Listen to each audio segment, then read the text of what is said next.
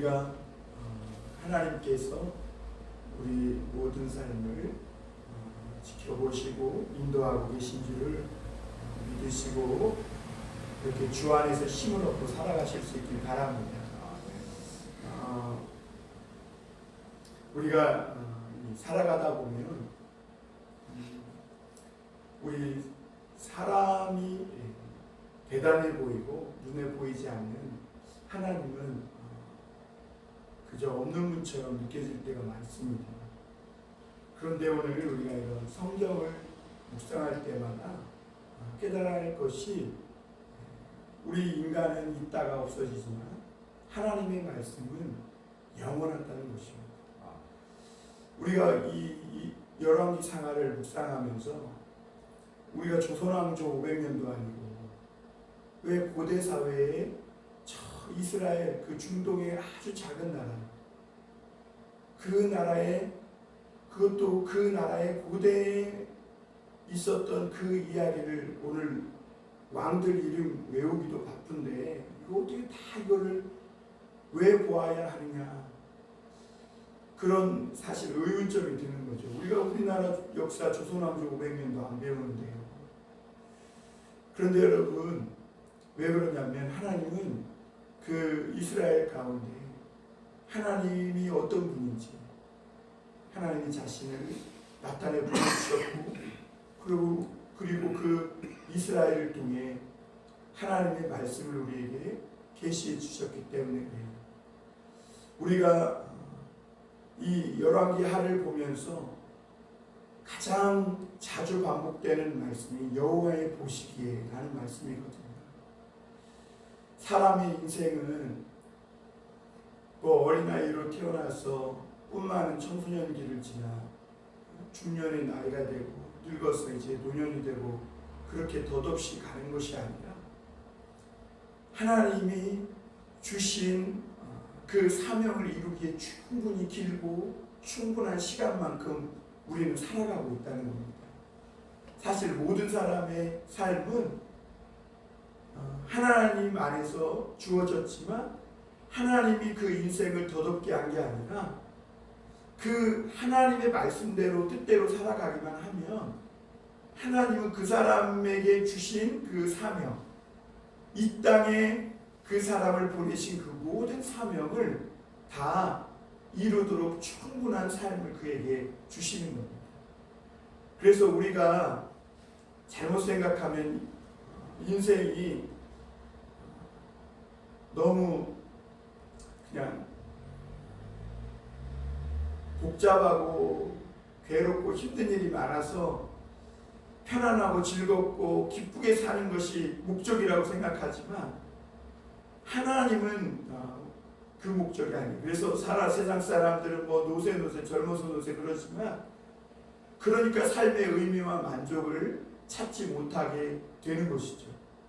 여러분 인간의 삶의 의미와 목적은 하나님의 뜻을 행하는 데 있어요.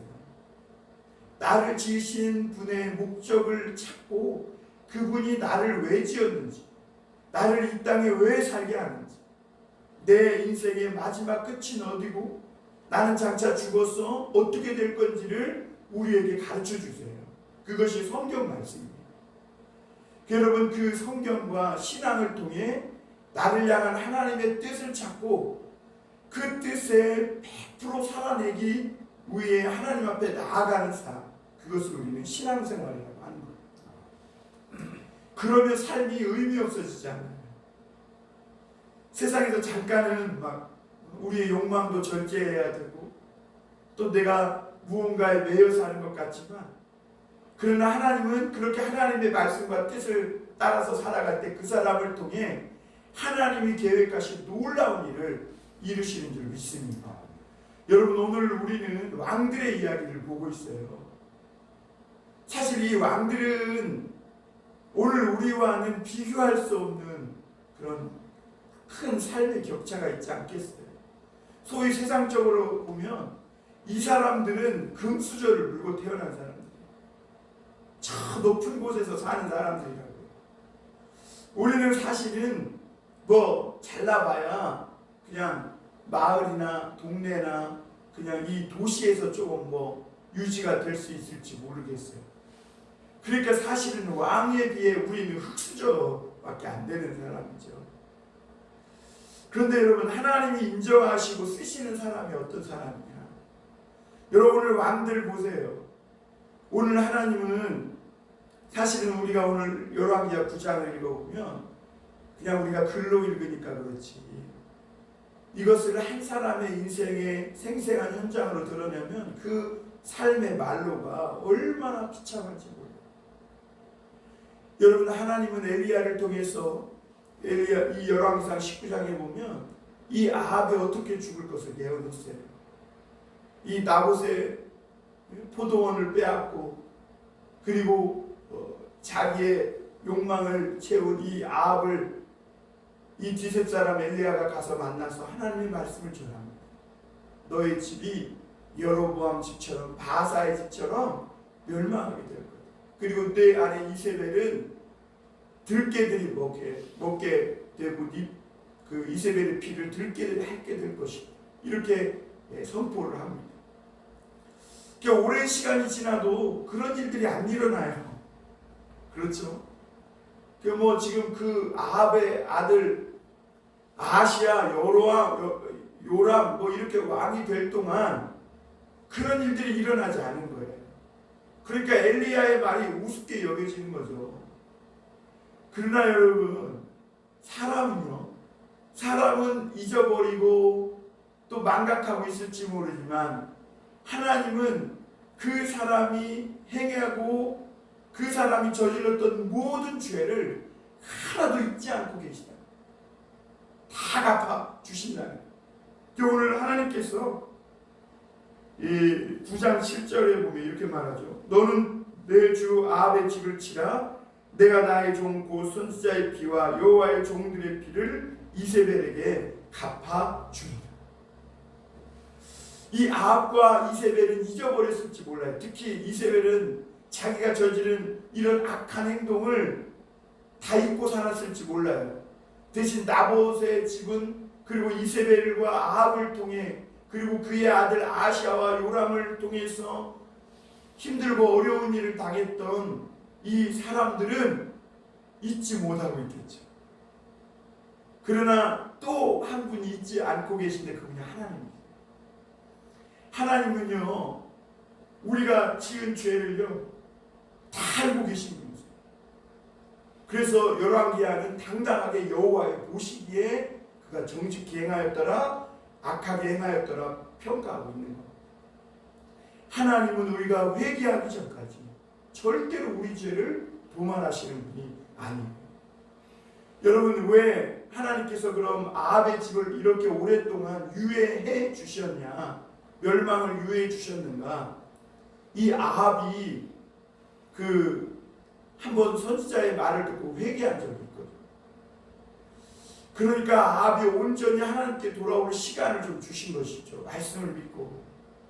그런데 이 아합이 돌아오지 않아요. 그 아들 아시아와 또 그 아들 요람, 이 왕들이 지날 때마다 더 악하게 행동하고 선지자들을 죽이고 여호와의 종들을 학대하고 하나님의 말씀을 짓밟는 일에 가장 우선 앞서서 선두에 서서 악한 일을 자행하는, 여러분, 우리 어제 선한 목자에 대해서 배웠지만 이스라엘 왕은 하나님이 이스라엘 그 백성들을 먹이라고 세운 목자와 같은 거예요. 제가 어제 이 선한 목자에 대한 책을 좀 읽으면서 참 이렇게 인상 깊게 새겨진 말씀이 뭐였냐면, 목자는요 양을 먹이는 사람이지 양을 잡아먹는 사람이 아니에요. 그런데 여러분, 아합이나 이세벨이나 그의 왕들을 보세요. 다 백성들을 잡아먹어요. 그래서 우리가 요즘 미가서를 보는데, 미가서에 보면 하나님이 왜 이스라엘의 통치자들을 향해서 강한 예언의 경고 말씀을 쏟아내냐면, 너희가 내 양들의 가죽을 벗겼다. 그리고 그 살점을 뜯어먹었다. 아주 리얼하게 표현합니다. 내가 너희들을 이스라엘의 목자로 내 양들을 통통하고 아주 보기 좋게 살찌어서 그렇게 건강하게 이렇게 살 수 있도록 이렇게 맡겨놨더니 너희는 양가죽을 벗기고 살점을 뜯어먹고 그 양가죽 위에 앉아서 희낙낙한다는 거죠. 오늘 여기에 비참한 최후를 맞은 왕들의 삶이 그러했습니다. 하나님은 그들의 그런 죄악을 잊지 않으시고 다 갚아주신 것입니다. 여러분, 중요한 것은 왕이냐 하나의 그냥 평민이냐 이게 중요한 게 아니에요. 우리 인생은 하나님이 쓰시는 사람이 되어야 될 줄 믿습니다. 여러분, 디모데후서 2장 20절 21절에 보면 이런 말씀이 있어요. 큰 집에는 금그릇과 은그릇뿐 아니라 나무그릇과 질그릇도 있어 귀하게 쓰는 것도 있고 천하게 쓰는 것도 있나. 그래요. 이런 부잣집에 가보면 정말 큰 그릇, 좋은 그릇, 금그릇, 은그릇 뭐 있어요. 질그릇도 있고. 그런데 귀하게 쓰는 그릇이 어떤 그릇이냐면 바로 21절에 보면 그러므로 누구든지 이런 것에서 자기를 깨끗하게 하면 귀히 쓰는 그릇이 되어 거룩하고 주인의 쓰심에 합당하며 모든 선한 일에 준비함이 되리라.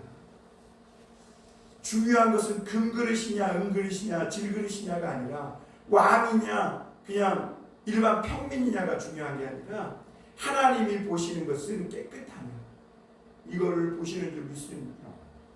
여러분, 오늘 여기 있는 왕들이 아주 비참한 최후를 맞이한 것은 그가 하나님 앞에 깨끗하지 못한 거예요. 왕이 중요한 게 아니에요. 깨끗하냐가 중요해요. 오늘 말씀은요, 예후가 왕이 되고 그리고 요람과 아하시아와 이세벨이 다 죽는 이야기를 하고 있어요. 그런데 오늘 우리가 좀 여기서 깊이 새겨볼 말씀은 9장 1절에 보면 선지자 엘리야가 선지자의 제자 중 하나를 불러 이르되 너는 허리를 동이고 이 기름병을 손에 가지고 길앗 나못으로 가라. 거기에 이르거든 님시의 손자 여호사밧의 아들 예후를 찾아 들어가서 그의 형제 중에서 일어나게 하고 그를 데리고 골방에 들어가 기름병을 가지고 그의 머리에 부으며 이르기를 여호와의 말씀이 내가 내게 기름을 부어 이스라엘 왕으로 삼노라 하셨느니라 하고 곧 문을 열고 도망하되 지체하지 말지니라 하니. 이렇게 말. 사실 이 사명은 누구에게 준 거죠? 엘리야에게 준 겁니다. 엘리야가 광야에 가서 하나님, 이제 이스라엘에 하나님을 따르는 사람은 아무도 없고 나만 남았다.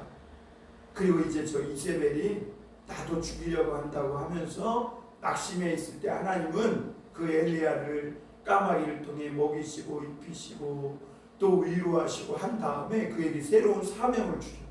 그 사명이 세 가지가 있었어요. 첫째, 아람 왕 하사엘에게 기름을 부어 왕이 되게 하라. 지금 베나다시 왕인데 이제 하사엘이 왕이 되게 하라. 왜냐하면 이 하사엘이 하나님께서 이 이스라엘을 깨우쳐 돌아오게 할 회개의 회초리를 쓰시기 위해 하사엘을 기름 부어라. 두 번째가 이 예후에게 기름을 부어 왕을 세우라는 거예요. 그리고 또 하나가 선지자 엘리사를 기름 부어 선지자로 되게 하라. 이 세 가지를 하나님께서 말씀해 주셨어요. 그게 열왕기 19장에 나와요. 그런데 이 엘리사는 기름을 부어서 바로 선지자가 되게 했는데 이 아합과 그 하사엘에 대한 기름 붓는 것은 조금 하나님께서 먼 시간을 두고 기다리게 하신 걸 봐요. 그리고 이것을 엘리야에게 하나님이 사명을 주셨는데 오늘 엘리사도 하지 않고 오늘 엘리사가 자기 제자 중에 신실한 청년 한 명에게 그 사명을 부탁하는 거예요. 여러분, 당시 이 엘리사가 맡긴 사명이 행하기 쉬운 사명이었을까요? 왕에게 기름 부어. 지금 요람 왕이 서슬퍼렇게 살아있는데 예후에게 가서 기름 부어 이스라엘 왕을 삼으라. 이것은 스스로 자살하는 거죠. 그런데 이 엘리사의 제자는 이 엘리사의 말대로 허리를 동이고 오라고 했어. 허리를 동이고 오라는 건 겸손하게 내 마음과 내 행동을 다시 한번 다잡고 그렇게 말하고 있는 거죠. 가서 이 예후에게 기름 부어 왕으로 세우라는 거예요. 왜냐하면 이 사명이 너무나 중요하고 그리고 이 사명은 너무나 위험하고 어려운 사명이라는 거죠. 그래서 허리를 동이고 마음을 각오하고 정말 주의 뜻을 행하고자 하는 확신이 없이는 이 사명을 행할 수가 없는 거예요. 그런데 이 선지자의 제자는 그 엘리사 선지자의 말대로 그 예후에게 가서 기름을 붓고 도망을 칩니다. 왜 도망가야 합니까? 최소한 예후를 왕으로 선지자로 세웠으면 요람 왕에게 죽지 않기 위해서 예후 곁에 붙어서 그래도 왕이 된다고 기름을 부었으니까 뭔가 대접이라도 좀 받아야 되지 않겠어요? 그런데 하나님은 세상에서 그런 거 보지 말고 너는 하나님의 뜻을 행하는 것에 만족하고 그리고 그 자리에서 얼른 도망쳐라 이렇게 말해요. 여러분 하나님의 사람은 하나님의 뜻을 이루는 것에 만족하며 살아가는 겁니다. 왜냐하면 그것이 우리 사람에게는 최고의 만족이고 최고의 기쁨이고 최고의 상급인 줄 믿습니다. 여러분 우리가 하나님의 뜻을 행하며 살아야 우리 삶에 후회가 없어요. 놀고 뭐 날마다 나름 기쁘게 살고 뭐 즐기며 산다고 후회가 없을까요? 아니에요. 그리고 나이 정도 먹고 늙고 몸 구부러지고 그러면 즐기지도 못해요. 사람의 인생의 초점은요 이렇게 하나님의 뜻을 행하는 것에 있어요. 하나님이 내게 주신 사명 그것이 무엇인지를 잘 찾아서 그것을 행하며 살 때 지금 당장은 이게 아닌 것 같은데 내가 이렇게 살아도 될까? 그럴지 모르지만 그 인생의 마지막에 가보면 그렇게 하나님의 뜻을 쫓아 산 사람은 하나같이 정말 그 인생에 후회함이 없고 만족하고 정말 내 삶을 잘 살았다는 그 뿌듯함과 함께 이렇게 기쁘고 평안하게 눈을 감고 하나님의 나라에 갈 수 있는 거예요. 어쨌거나 하나님은 이렇게 선지자, 제자 중 한 사람을 들어서 하나님의 뜻을 행하게 하십니다. 그러니까 선지자 엘리야에게 왔던 그 사명을 행한 이 엘리사의 제자, 참 이 제자의 용기가 대단하고 믿음이 대단합니다. 그러면서 7절부터 9절까지는 이 왜 하나님이 지금 예후에게 기름을 붓는지에 대해서 이야기합니다. 그는 엘리야 그 아합의 집을 치라는 거예요. 왜냐하면 아합의 집이 하나님의 종들과 선지자의 피를 흘려 회개하지 않았다는 것이죠. 그래서 이 예후가 왕이 됩니다. 그러자 이제 14절부터 그 24절까지는 26절까지는 이 예후가 요람 왕이 있는 이스라엘로 쳐들어가는 장면입니다. 그때 이제 파수꾼을 보내서 예후에게 평안하냐 묻습니다. 예후가 이렇게 말하죠. 평안이 내게 무슨 상관이 있느냐. 그렇죠. 평안한 삶을 추구하며 살지를 않아요. 이 아합의 집 왕가가 늘 남의 것을 빼앗고 피 흘리고 그렇게 죽이고 그렇게 살았는데 어찌 그 삶이 평안할 수 있겠어요? 정말 이 아합의 왕가가 평안하려면 하나님 앞에 돌아와 베옷을 입고 철저하게 회개를 해야 평안할 수 있겠죠. 그러나 그 아들들도 아하시아 요람까지도 회개치 않아요. 여러분 한번 보세요. 아합은 전쟁에 가서 누가 쏜 화살에 맞아서 피 흘려가지고 수레에 피가 흥건히 모여가지고 그렇게 죽어요. 그 아들 아하시아는 침상에 떨어져서 병들어 죽어요. 또 그 셋째 아들 요람은 오늘 누가 쏜 화살에 어떻게 해요? 영통이 꿰뚫어서 죽어요. 그리고 그 부인은 이세벨은 자기의 권력이 영원할 것처럼 리스트 짓게 바르고 화장을 하고 내 편 입을 것처럼 하지만 예후가 던지라 그러니까 그냥 여러분 사정없이 던져서 그 몸이 피가 튀어서 말에도 튀고 돌멩이도 튀고 그리고 그 시체를 개들이 뜯어먹어서 머리와 손과 발은 외에는 다 먹어치우는.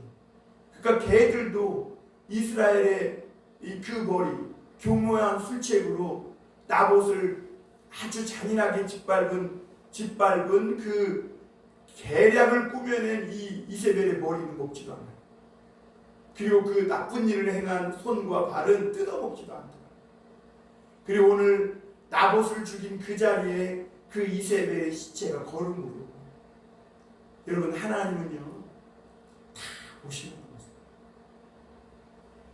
하나님이 갚으신다는 걸 여러분 믿으세요. 그리고 여러분, 하나님 앞에 우리의 이 살면서 당한 이 치욕, 때로는 억울한 분노들 하나님께 맡기세요. 하나님이 분명히 하나님 잊지 않아요. 그 사람이 회개하지 않는 이상 하나님은 잊지 않으세요. 그러니까 우리의 기도는 나에게 이렇게 상처와 억울함을 주고 아픔을 준 사람들이 예수 믿고 회개하고 돌아오는 거예요. 그것보다 더 큰 기쁨이 없죠. 그래서 그 하나님께서 그 행한 죄의 원수를 갚지 않도록, 그래서 그가 빨리 주님 앞에 돌아오는 것이, 그래서 그 죄를 버리고 다시 평안을 추구하는 삶을 살 수 있다면 그것보다 우리가 바라는 바와 우리가 기도하는 바가 없겠죠. 여러분, 오늘 하나님은 어떤 사람을 쓰시는가? 깨끗한 사람을 쓰십니다. 그리고 하나님은 우리 인생이 하나님의 뜻을 찾아 행하는 그것을, 하나님의 뜻을 찾아 그 사명을 가지고 그 일을 행할 때 하나님은 우리 삶이 최고로 만족하고 뿌듯하게 해주신다는 거예요. 그리고 하나님은 또 하나, 절대로 우리가 행한 죄들 잊지 않고 하나님은 다 기억하시고 갚으신다는 거예요. 사랑하는 성도 여러분, 오늘도 그 하나님을 믿고 의지하며 주 앞에서 이렇게 살아갈 수 있는 저와 여러분이 되었으면 좋겠습니다. 기도하겠습니다.